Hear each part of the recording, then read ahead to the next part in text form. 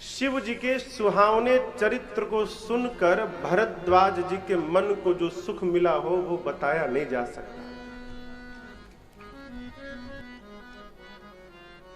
परिणाम कैसा हुआ मालूम है?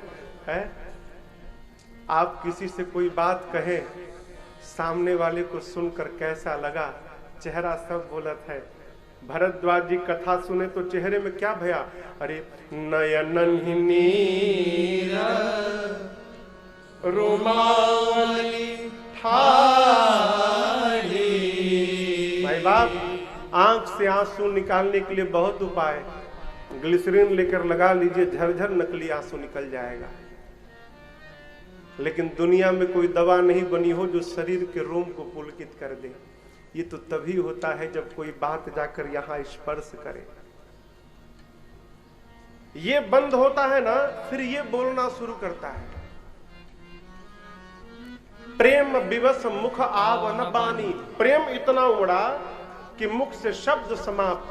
आंख ने कहा तू नहीं बोल पा रहा है, मैं बता दे रहा हूं। है झरझर नेत्र बहने लगे हो। कथावाचक कथा सुनाए, श्रोता सुनकर आनंद में डूब जाए। आप सत्य मानो, कथावाचक को इससे अधिक आनंद कभी नहीं आ सकता। याज्ञवल्क्य जी की कथा सुनकर, शिव कथा सुनकर भरद्वाज जी सोचने लगे अभी शिव कथा सुनाए तो इतना मजा आया, इतना आनंद आया। जिस समय याज्ञवल्क्य जी मेरे राघव जी की कथा सुनाएंगे तब कितना आनंद आएगा। ये सोचकर बहुलालसा इस कथा पर बाढ़ी। राम कथा पर और प्रेम बढ़ गया। याज्ञवल्क्य जी कहे भरद्वाज जी आप धन्य हैं। क्यों धन्य है? तुम ही प्राण सम प्रिय गौरीसा। आप शिव जी को प्राण के समान प्रेम करते हैं, इस बात को मैं जान गया। अस्तु आप धन्य हैं। याज्ञवल्क्य जी कहते हैं भरद्वाज जी आप ये मत समझिएगा कि मैंने आपके प्रश्न को सुना नहीं, सुना समझा, लेकिन जानबूझकर शिव कथा सुनाई। कारण जानते हैं? ये राम जी की कथा सबको नहीं सुनानी चाहिए। उत्तरकांड के अंत में भूत भावन भगवान शंकर ने मां पार्वती से स्पष्ट लिखा। कहते हैं राम शंकर भगवान, देवी यह न कही सठही हठसीलही, जे मन लाई न सुन हरि लीलही। 60 व्यक्ति को कदापि नहीं सुनानी चाहिए कथा। जो बात बात में हठ करे उसको नहीं सुनानी चाहिए। जो मन लगाकर भगवान की कथा न सुने उसको नहीं सुनानी चाहिए। भले इंद्र जैसा राजा क्यों न हो जाए, जो मन से कथा न सुने उसको कदापि नहीं सुनानी चाहिए।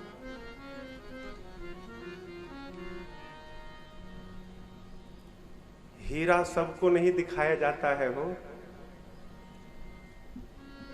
भाजी के दुकान पर भाजी वाला भाजी खोल के रखता है, लोग जाते हैं अपने हाथ से ले लेकर देखते, अच्छा ले लेते हैं। लेकिन हीरा सबको दुकान वाला नहीं दिखाता, जौहरी छिपा के रखता है। वो पहले आने वाले को परख लेता है बात से कि वास्तव में ये लेने वाला है कि नहीं। लेने वाला रहता उसी को निकाल कर हीरा दिखाता है। उसी प्रकार भगवान की कथा से बढ़कर दूसरा संसार में कोई हीरा नहीं। ये सबको बताना नहीं चाहिए। राम कथा किसको सुनानी चाहिए? बाबा कहते हैं ए जी राम कथा के देई अधिकारी, राम कथा के देई अधिकारी। कौन? जिनके सत्संग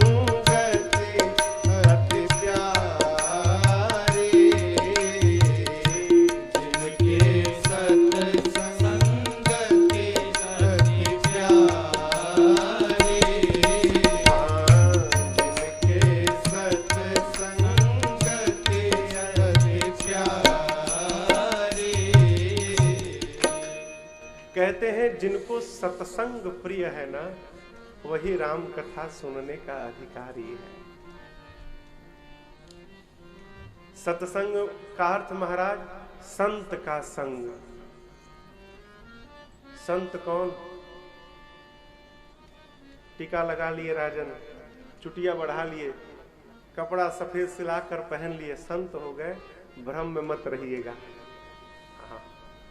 2 रुपए का टीका आता है, वो 2 रुपए का, ये 200 रुपया मीटर मिलता है। 4 महीना बाल मत कटाई, चकाचक चुटिया हो जाएगी आपकी।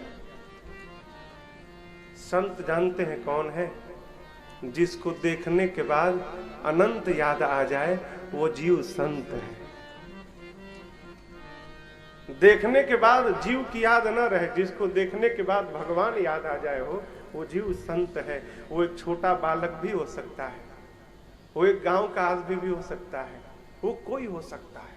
संत का स्वरूप नहीं होता, संत का स्वभाव होता है। जो संत का संग करे, और इसको खोलकर कहता हूं, जो सत्य के निकट रह रहा है, उसका जीवन हर समय सत्संग में रहता है। हम कितने सत्य के निकट हैं। श्रीधाम हरिद्वार के एक बड़े अच्छे साधक में प्रातः स्मरणीय परम पूज्य श्री गीतानंद जी महाराज, गीता कुटीर हरिद्वार, उपनाम भिक्षु जी है उनका। वो कहते हैं, जीवन का उद्धार करना है तो एक काम करो, क्या? ये सर्विस सेंटर है, यहाँ आकर इसका भी मोबिल चेंज करा लो। नहीं कराओगे कब धुआं फेंक देगा हो पता नहीं है, बुरा मत मानिएगा। इसीलिए अरे सत्संगति से प्यार करना सीखो जी, जीवन का उद्धार करना सीखो जी। श्री याज्ञवल्क्य जी ने भरद्वाज जी से कहा, जिसको सत्संग से प्रेम नहीं, उसको राम कथा कदापि नहीं सुनानी चाहिए। मैं पहले शिव चरित्र सुनाकर ये देखना चाहा, भरद्वाज जी आप सत्संगी हैं कि नहीं हैं। और एक बात कहें, जो जीवन में कभी भगवान शिव का भक्त नहीं हो पाया, वो कभी राम जी की भक्ति प्राप्त ही नहीं कर सकता। क्यों? राम जी की भक्ति देने का जितना टेंडर है, वो शंकर जी के नाम है। राम भक्त का यही लक्षण है, वो छल रहित होकर और भगवान शिव के चरणों में प्रेम करे। आपके मन को, आपके स्वभाव को, आपके स्वरूप को देखकर आज पता चल गया, आप विकार रहित राम जी के पवित्र भक्त हैं। भरद्वाज जी, मैं आपको अवश्य कथा सुनाऊंगा, लेकिन एक बात कहें, जो कथा आपने पूछी है ना, उस कथा को 100 करोड़ शेष नारायण भी नहीं गा सकते। एक शेष नारायण के पास 1000 मुख हैं। अब आप गुणा करिए, 100 करोड़ के पास कितने मुख होंगे? 10 खरब। श्री याज्ञवल्क्य जी बोले, यदि 10 खरब मुख से बारी बारी से कथा सुनाना प्रारंभ करे शेष नारायण, तो मुख समाप्त हो जाए, लेकिन भगवान की कथा पूरी न हो, उसको मैं सुनाऊंगा। भरद्वाज जी बोले, आप कैसे सुनाएंगे? आपके पास तो एक ही मुख है। बोले, यही तो भ्रम है, मैं नहीं सुनाऊंगा। भरद्वाज जी, सरस्वती कठपुतली है, और जिस प्रकार कठपुतली को नचाने वाला दिखाई नहीं पड़ता हो, उसी प्रकार सरस्वती रूपी कठपुतली को नचाने वाला दिखाई नहीं पड़ता। लेकिन बताऊं कौन नचाता है? सरस्वती रूपी कठपुतली के जितने धागे हैं ना, वो सब राम जी की उंगलियों में बंधे हैं। और राम जी जिस पर कृपा कर दे, वही कवि की तरह अपनी जिह्वा को नचाने लगता है। मैं नहीं सुनाऊंगा, जो कुछ भी निकलेगा वो राघव जी की कृपा से ही निकलेगा। उन्हीं प्रभु श्री राम को प्रणाम करके मैं आपको कथा प्रारंभ करता हूं सुनाना। कल गोस्वामी जी कथा प्रारंभ किए। पहला घाट गोस्वामी जी उठाकर लेकर गए प्रयाग, दूसरे घाट की कथा प्रारंभ हुई। आज प्रयाग से याज्ञवल्क्य जी कथा उठाकर कैलाश पहुंच रहे हैं। तीसरे वक्ता का प्रवेश हो रहा है। आइए, बाबा कहते हैं, परम रम्य गिरिवर कैलासो, परम रम्य गिरिवर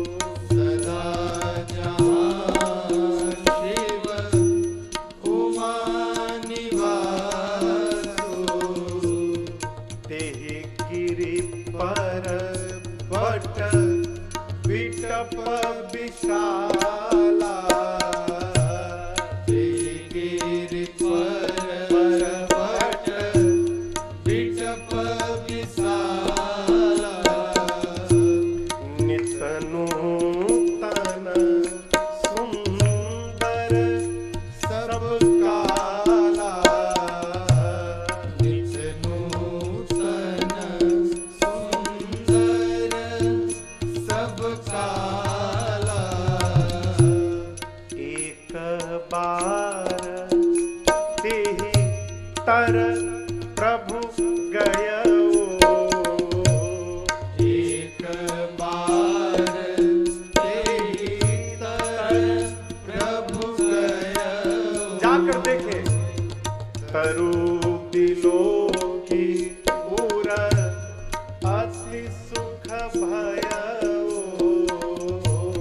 तरो बिलोकी पूर अति सुख भयो प्रणाम निज कर दासी नागरी पुछाला निज कर दासी नागरी पुछाला बैठे सहजहि शंभु कृपाला बैठे सहजहि शंभु कृपाला बैठे सहजहि शंभु कृपाला बैठे सहजहि शंभु कृपाला याज्ञवल्क्य जी कहे ऋषिवर कैलाश का दिव्य शिखर है जहां पर भगवान शिव और मां भवानी का सदैव वास है। उस कैलाश पर एक विशाल बट का वृक्ष है, नित नूतन, किसी भी काल में किसी भी ऋतु में उस वृक्ष के पत्ते नहीं सूखते। जानते हैं क्यों? बाबा उसी वृक्ष के नीचे बैठकर भजन करते थे। एक दिन बाबा गए, जाकर देखा, इतना आनंद आया, अपने हाथ से अपना बाघंबर लाकर बिछाकर भगवान शंकर बैठ गए, सहज बैठ गए, परम शांत। ऐसा लगता है मानो शांत रूप ने ही शरीर धारण कर लिया। एक कथा का सूत्र है, अशांत मन से ना जीवन में कोई भी श्रेष्ठ व्यवहार नहीं किया जा सकता। मन अशांत रहे, अशांत मन से श्रेष्ठ व्यवहार कदापि संभव नहीं है। जीवन में जितना बड़ा लक्ष्य हो, उसके लिए सबसे पहली शर्त अपने मन को उतना अधिक शांत करना होगा। मन की हलचल समाप्त हो जाए। कई लोग शरीर शांत रहता है, मन शांत नहीं रहता, मन घूमता रहता है। बाबा परम शांत होकर बैठे, चेहरे पर मंद मंद मुस्कान है। आज बतावें, आज के पहले पार्वती जी ने बाबा को इतने प्रसन्नता में कभी नहीं देखा। प्रसन्नता क्यों? देखिए, जीव को यदि मन लायक काम मिल जाए ना तो आनंद कई गुना बढ़ जाता है। भजन में बैठने जा रहे हैं, इसलिए अधिक आनंद में बाबा हैं। पार्वती जी ने भल यानी सुंदर समय जाना, दौड़ कर गई बाबा के पास। शंकर भगवान ने देखा, अत्यधिक आदर करके माँ को अपने बामांग में, देखिए यहाँ जैसे बाबा ने बिठाया है ना, माँ को अपने बामांग में बिठा लिया। अति आदर कीन्हा। आदर क्यों भाई? अरे सीधी सी बात है, पति मानस की पोथी लेकर सुंदरकांड पढ़ने बैठे, खोल के सुंदरकांड बैठे हैं, तब तक पत्नी जी भी अपनी पोथी जी लाकर बगल में बैठ जाएं और कहे चलिए हम लोग मिलकर पाठ करेंगे। इससे अधिक सौभाग्यशाली परिवार कौन होगा? वो है। बाबा भजन में बैठने जा रहे हैं, तब तक मैया भजन में सहयोग करने चले आई। बाबा ने अति आदर किया, बामांग में बिठाया। बाबा ने कहा, कुछ पूछना चाहती हैं आप? माँ ने कहा प्रभु अब से नहीं, पिछले जन्म से चाह रही थी, लेकिन इतना दिव्य अवसर आज तक नहीं मिला। कहिए। माँ ने कहा प्रभु एक प्रश्न का उत्तर दीजिए, क्या संभव है कि कल्प वृक्ष के नीचे रहने के बाद भी कोई दरिद्र रह जाए? बाबा ने कहा संभव हो नहीं सकता। माँ ने कहा यदि नीचे रह के दरिद्र है तो? बाबा ने कहा फिर नीचे रहने वाले को यह नहीं पता कि मैं कल्प वृक्ष के नीचे बैठा हूं, तभी दरिद्र होगा। माँ ने कहा यदि उसको पता भी है कि मैं कल्प वृक्ष के नीचे बैठा हूं फिर भी दरिद्र है? बाबा ने कहा संभव हो नहीं सकता ऐसा। माँ ने कहा प्रभु जिस प्रकार कल्प वृक्ष के नीचे बैठा वाला दरिद्र नहीं रह सकता, उसी प्रकार आपके चरणों की दासी होने के बाद मेरा भ्रम क्यों बना है, यह समाप्त क्यों नहीं भया आपका? बाबा ने कहा भ्रम? माँ ने कहा प्रभु पिछले जन्म वाला मिटा नहीं, अब तक चला आया है। इतना श्रेष्ठ अवसर नहीं मिला, इसलिए मेरे पूछने की हिम्मत नहीं भई आज तक। आज आज्ञा हो तो प्रभु सब पूछना चाहते हैं। बाबा ने कहा पूछिए। मां ने कहा प्रभु जो मुनि लोग परमार्थ पथ पे चलते हैं वो कहते हैं कि राम जी ब्रह्म है। शेष सरस्वती वेद पुराण सब राम की महिमा गाते हैं, और ये तो बाहर वाले, आप मेरे सब कुछ है। आपको देखती हूँ दिन रात झोली में हाथ डाल के, आप भी राम राम राम राम जपते रहते हैं। मेरा प्रश्न है प्रभु, आप सब लोग जिस राम की चर्चा कर रहे हैं, ये राम अयोध्या वाले महाराज दशरथ जी के आंगन में खेलने वाले राम है कि कोई दूसरे अलौकिक परम तत्व ब्रह्म राम है? मैं पूछ क्यों रही हूं? क्योंकि ब्रह्म का कभी जन्म नहीं होता, ब्रह्म अजन्मा होता है। यदि राम ब्रह्म है तो भला एक ब्रह्म को राजा का बेटा क्यों कहा जा रहा है? यदि राम राजपुत्र है तो भला राजपुत्र ब्रह्म कैसे हो गया है? पिछले जन्म में उनकी लीला देखकर, इस जन्म में आपके मुख से उनकी महिमा सुनकर मेरे इस मन में भ्रम हो गया है प्रभु। ज्ञान और अज्ञान दोनों ने मिलकर मेरे मति को पकड़ लिया है। ज्ञान आज राजपुत्र में ब्रह्म देख रहा है और अज्ञान ब्रह्म को राजा का बेटा समझ रहा है। आप ये मत समझिएगा कि मैं विवाद कर रही हूं। प्रभु पिछले जन्म की भांति विवाद नहीं, अब की बार आपकी पार्वती आपके साथ बैठकर संवाद करना चाहती है। मैं राम जी की कथा सुनना चाहती हूँ प्रभु। आप सबसे पहले बताइए निर्गुण सगुण कैसे हो गए?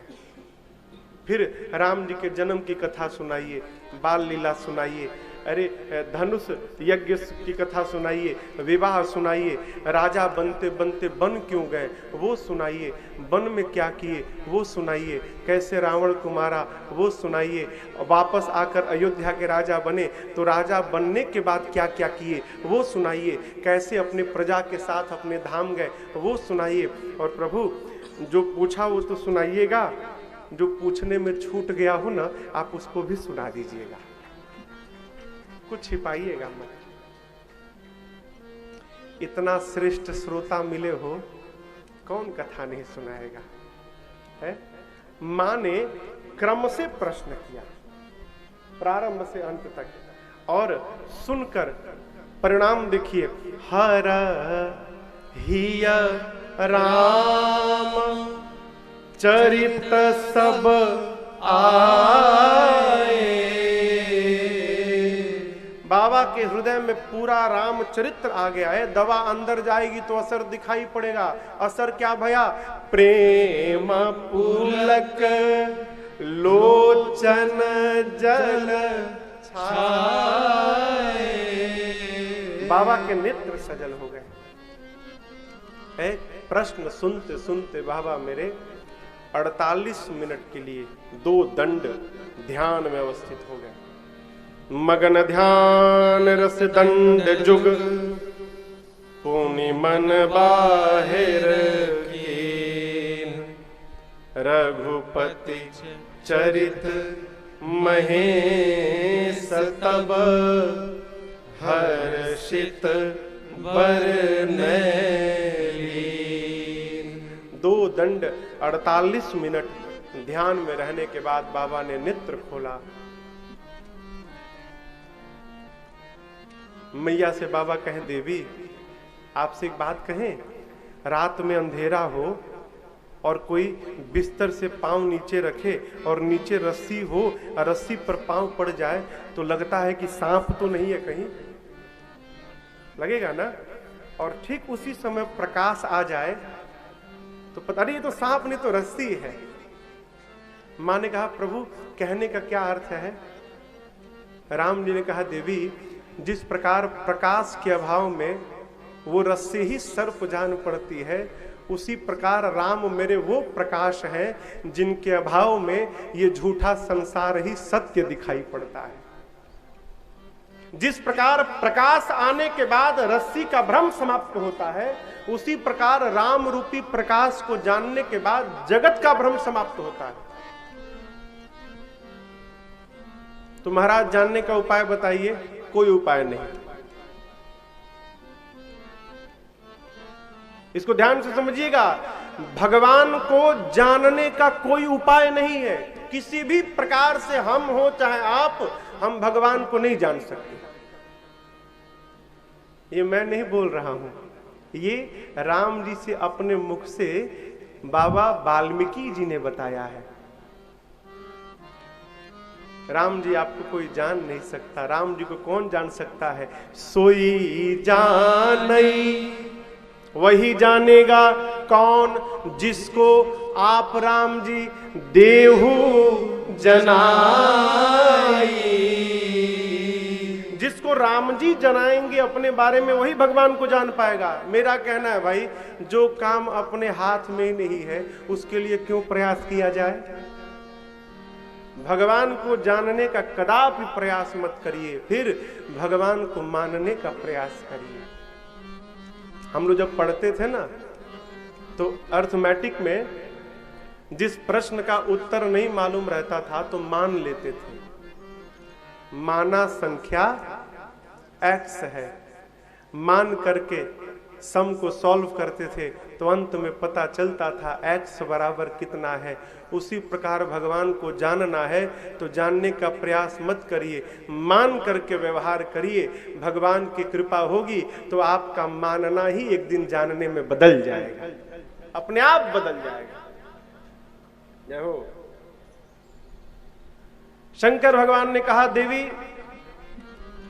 बंदौ बाल रूप सोई रामू, सब सिद्धि सुलभ जपत जिसु नामु। यहां पर पूज्यपाद गोस्वामी तुलसीदास जी ने एक चौपाई लिखी। आपको बताऊं, ये श्री राम चरित्र मानस की सबसे पहली चौपाई है। गोस्वामी जी ने सबसे पहले यही चौपाई लिखी और इस चौपाई को लाकर बाबा ने यहां पर रख दिया है। ये चौपाई आप सबको याद है। बाबा ने मां के सामने मंगलाचरण किया और बोले, ए जी मंगल भावन मंगल हारे, मंगल भावन मंगल हारे, प्रभु सुत दशरथ अजीर बिहारी, प्रभु सुत दशरथ अजीर बिहारी।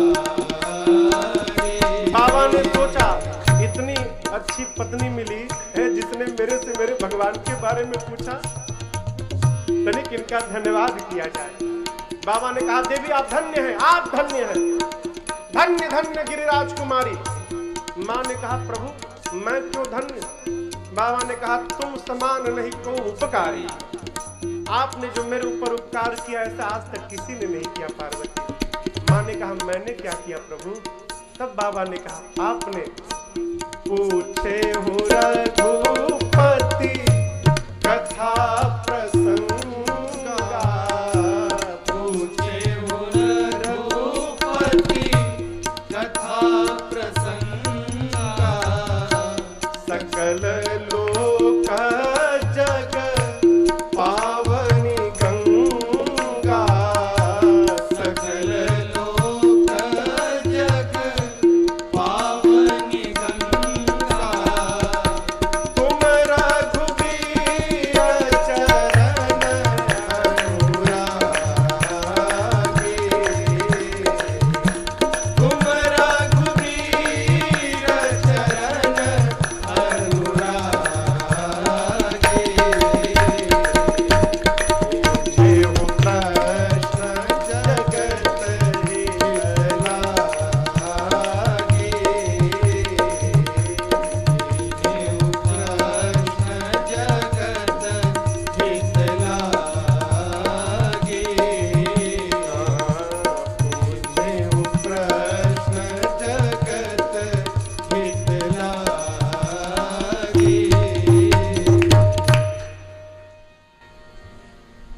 बाबा ने कहा देवी आपने जो उपकार कर दिया ना, आज तक मेरे पर ऐसा उपकार किसी ने नहीं किया।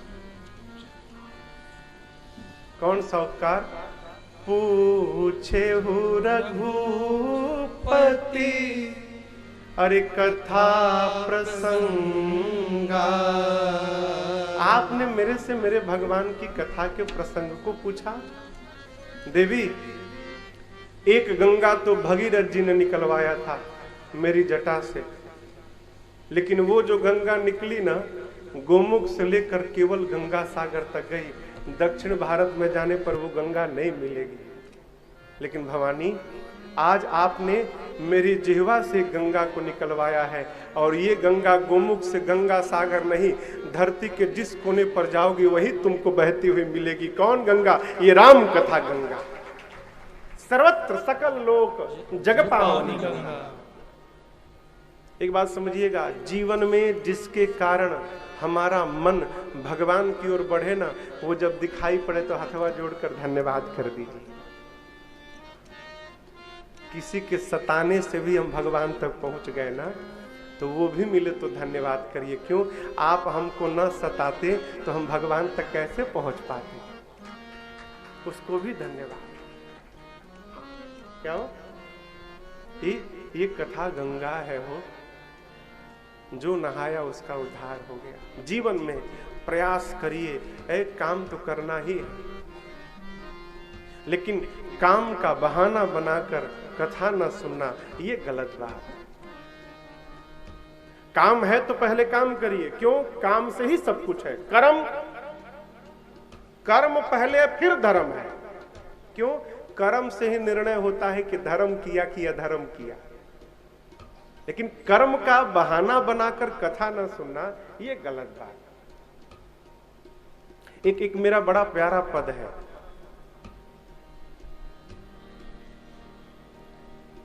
आज सवेरे वो पत्रकार आदरणीय बृजमोहन अग्रवाल जी ना आए थे, तो बोले महाराज कौन सा भजन गाएंगे बता दीजिए हमको। ये तो हमको नहीं मालूम क्या गाएंगे। तो वहां जाने के बाद उस समय पता चलता है, हमको पहले से कुछ नहीं मालूम क्या गाना है। नहीं महाराज जी लिखना है, तो इसलिए सुनाना पड़ रहा है कि उनको मैंने ये लिखवा दिया था। आप थे ना? हाँ, भोलेनाथ जी थे। तो मैं कहा भजन लिखना है तो लिख लीजिए।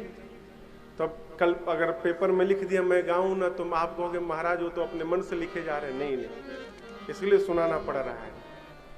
एक मेरा पद है कि शरीर, अरे जीवन का निष्कर्ष यही है, हमारा चाहे आपका किसी का। अरे जीवन का निष्कर्ष यही है, क्या? प्रभु प्रेम में लग जाना।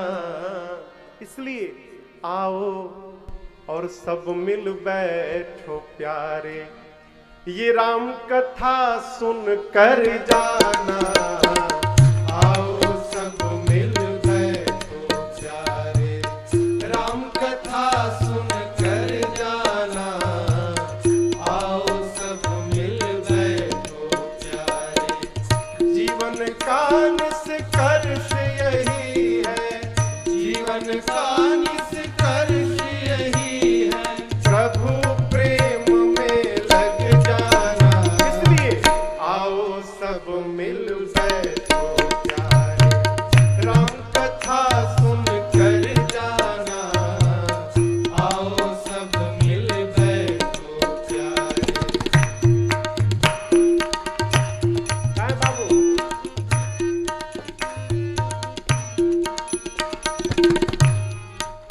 साधक कहता है ये कथा राम कथा की पावन गंगा अविरल बहती जाए हो, अविरल बहती जाए हो, अविरल बहती जाए। आकर प्रेम भाव की शीतल लहरें भीतर तक नहलाए हो, भीतर तक नहलाए हो, भीतर तक नहलाए। कुछ बातें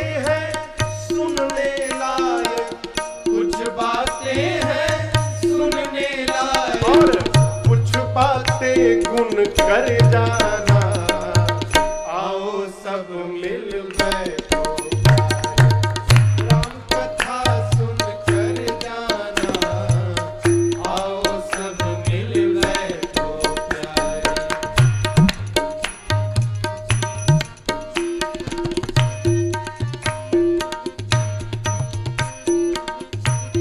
कथा क्यों सुनी जाए?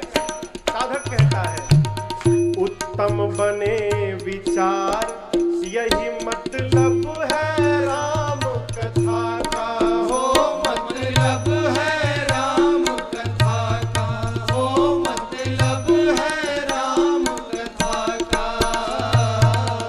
औरों की पीड़ा का हो मन में आभास व्यथा का हो, मन में आभास व्यथा का, हो मन में आभास व्यथा का। कुल परिवार ओढ़ ले प्यारे, कुल परिवार ओढ़ ले क्या बोले चादर? प्यारे। कैसा चादर है? सत्कर्म का, सत्संग का ऐसा चादर बैठकर बुन जाओ यहाँ पर कि पूरा परिवार आ जाए उस चादर के भीतर। साधक कहता है कुल परिवार ओढ़ ले प्यारे, कुल परिवार ओढ़ ले प्यारे। अरे वो चादर बुन कर जाना, आओ सब मिल बैठो प्यारे। राम कथा सुन कर जाना, आओ सब मिल बैठो प्यारे।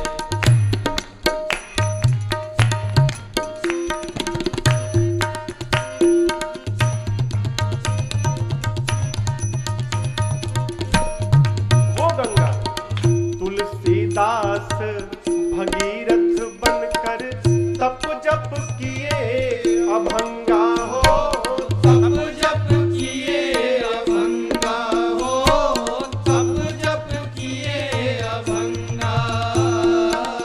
तब जाकर मानस से निकली पाप नाशनी गंगा हो।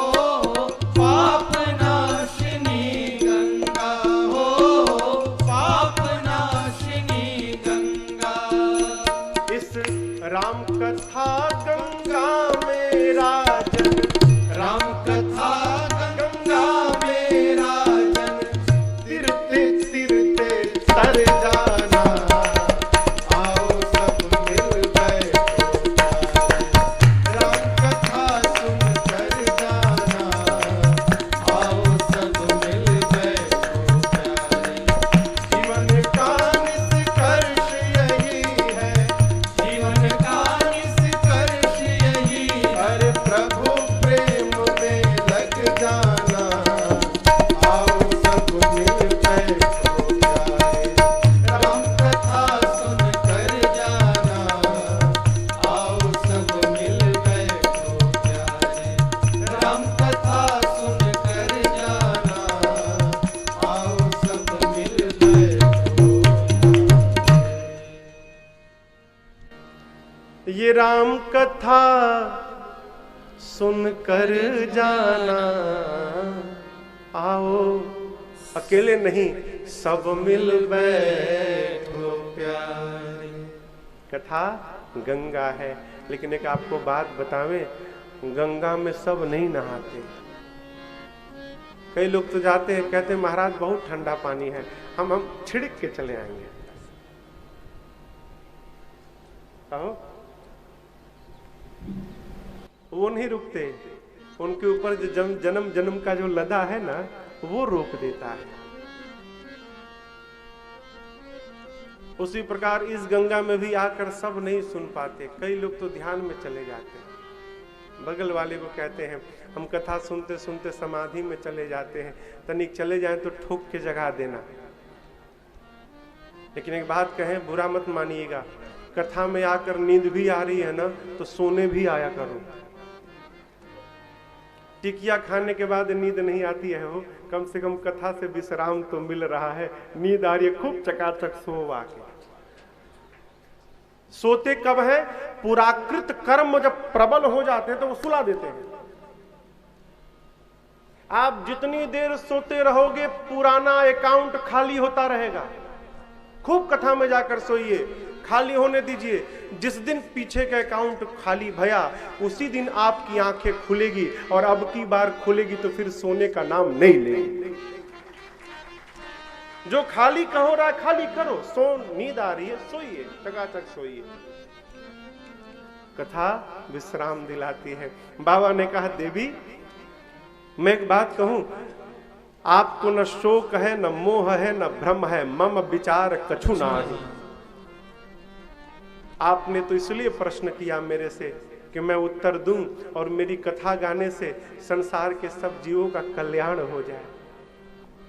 देवी एक बात बतावें, जिसके कान में भगवान की कथा नहीं गई ना, वो कान नहीं है, वो सांप का बिल है। श्रवण रंध्र अहि भवन समान। और एक बात कहें देवी, जिसका सिर श्रेष्ठ की चरणों में न झुका वो सिर नहीं है, कड़वी लौका है, किसी काम का नहीं। जिन आंखों ने भगवान का दर्शन नहीं किया हो वो आंख नहीं है, वो मोर के पंख पे बना आंख है, किसी काम का नहीं है। सब खेल आंखों का है। सारा खेल माई बाप इन्हीं आंखों का है। ये आंखें हैं, किसी से लड़ाओ तो प्यार हो जाए। ये आंखें हैं, किसी से लड़ाओ तो मार हो जाए। और यही आंखें हैं, यदि इनसे लड़ा दिए तो तुम्हारा उद्धार हो जाए। आंखों का खेल है। अब अभी बड़े अच्छे साधक हैं, प्रातः स्मरण पूज्य, क्या नाम है अग्रवाल जी, विनोद अग्रवाल जी, प्रातः स्मरण पूज्य विनोद अग्रवाल जी। उनका एक पद है, अरे जगत के रंग क्या देखूं, क्यों तेरा दीदार का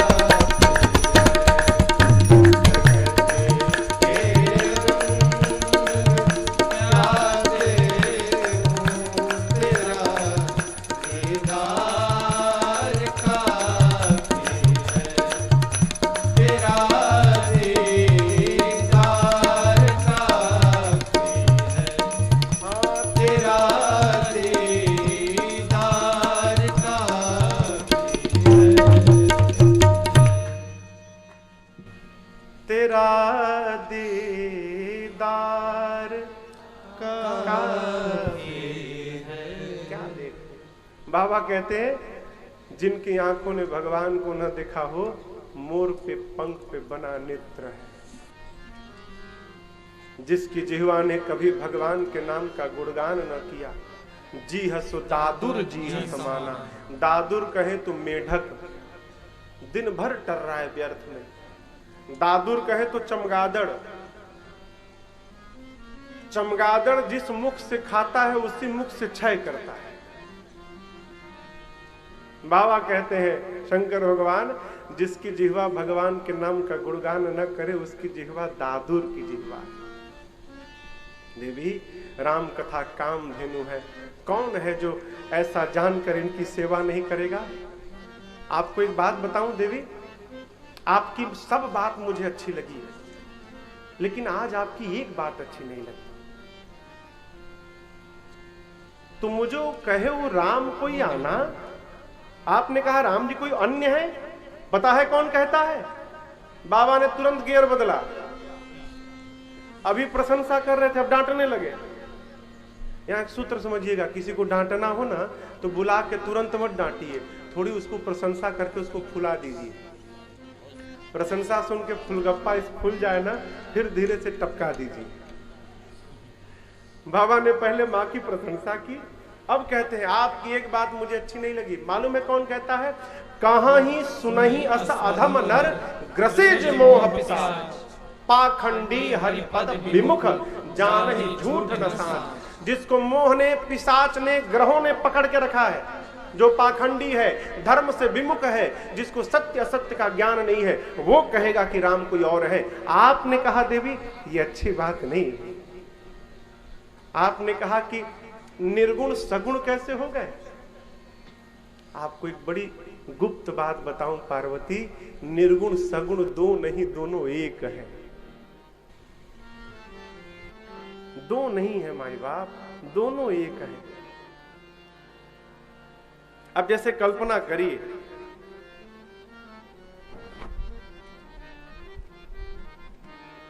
ये कैसा है,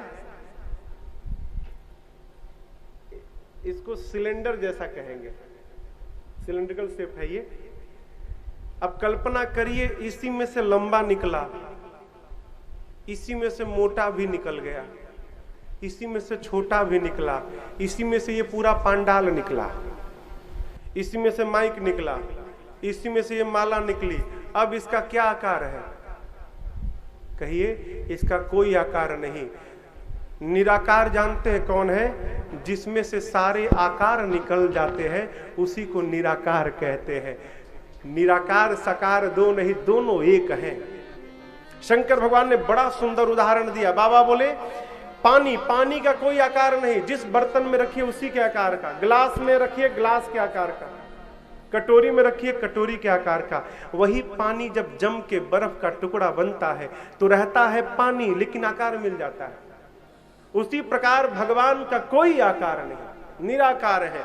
लेकिन भक्त जिस रूप में देखना चाहता है, भक्त के कल्पना के अनुसार भगवान निराकार से साकार बन के और भक्त के सामने खड़े हो जाते हैं। भगवान का कोई स्वरूप नहीं। भगवान कब आते हैं? बाबा ने कहा केवल और केवल भगत प्रेम बस सगुण सो। भगवान केवल और केवल भक्त के प्रेम में आते हैं। देखिए, बुरा मत मानिएगा, भगवान ज्ञान से मिलते होंगे, भगवान से वैराग्य से भी मिलते होंगे, लेकिन जिसको मिलते होंगे वो जाने। शंकर भगवान ने तो बड़ा सुंदर बात बता दी। क्या? भगवान केवल और केवल भक्त के प्रेम से मिलते हैं। भगत प्रेम बस सगुण सो। प्रेम करिए। किसको महाराज? भगवान को बाद में, पहले घर वाले भगवान को प्रेम करिए। घर वाले कौन? माई बाप से बढ़कर संसार में दूसरा कोई भगवान नहीं है। पहले इस बोलने वाले भगवान को प्रेम करके प्रसन्न करिए। घर वाले प्रसन्न हो गए ना तो मंदिर वाले तो प्रसन्न ही रहते हैं। हम घर वाले भगवान को छोड़कर मंदिर वाले भगवान को प्रसन्न करने में लगे होंगे क्या? कदापि नहीं होंगे, कभी नहीं होंगे। भगवान प्रेम से मिलते हैं। पाना है यदि प्रभु को। कैसे महाराज? तो बस प्यार में मिलेगा। पाना है यदि प्रभु को, तो प्यार में मिलेगा। पाना है यदि प्रभु को।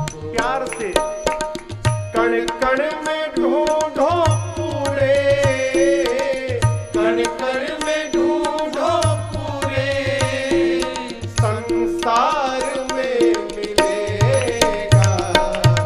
पाना है यदि प्रभु को, तो प्यार में मिलेगा। पाना है यदि प्रभु को।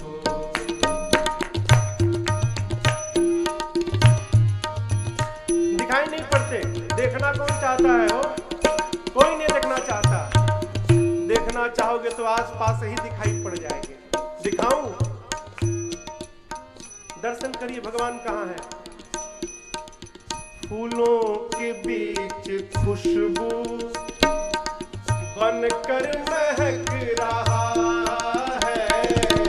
फूलों के बीच खुशबू परमात्मा बनकर महक रहा है। कलरव में पक्षियों के सुन लो चहक रहा है। कलरव में पक्षियों के सुन लो चहक रहा। इधर उधर मत भागिए। फूलों के पास ढूंढो, फूलों के पास ढूंढो, फूलों के पास ढूंढो, फूलों के पास ढूंढो। हर खार में मिलेगा। पाना है यदि तो प्यार में मिलेगा। पाना है यदि प्रभु।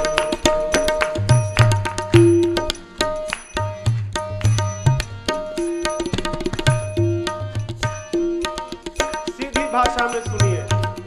कहने का मेरे केवल इतना समझ लो आशय। कहने का मेरे केवल इतना समझ लो क्या आशय। आंखें हो गर तुम्हारी एक प्यार का जलाशय।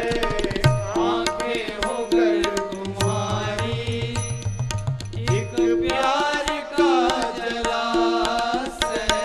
इसको सरोवर बनाइए और प्रेम का जल भर लीजिए।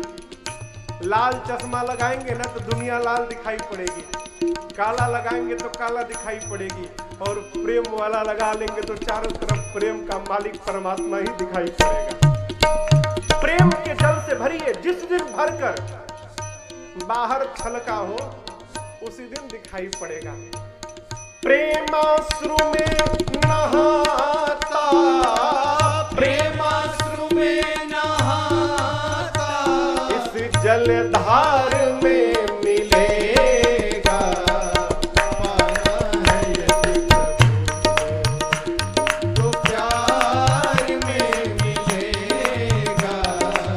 पाना रूप में जो चाहा दर्शन उसे मिला है। जिस रूप में जो चाहा दर्शन उसे मिला है। भक्तों से मेरे प्रभु का